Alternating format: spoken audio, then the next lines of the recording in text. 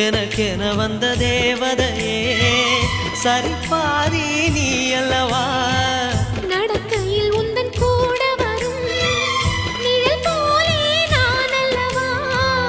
கண்ணன் கொண்ட ராதையர ராமன் கொண்ட சீதையர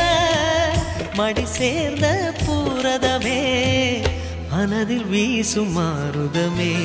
நன்றி சொல்ல உனக்கு வார்த்தை இல்லை எனக்கு நான் தான் மயங்குறேன்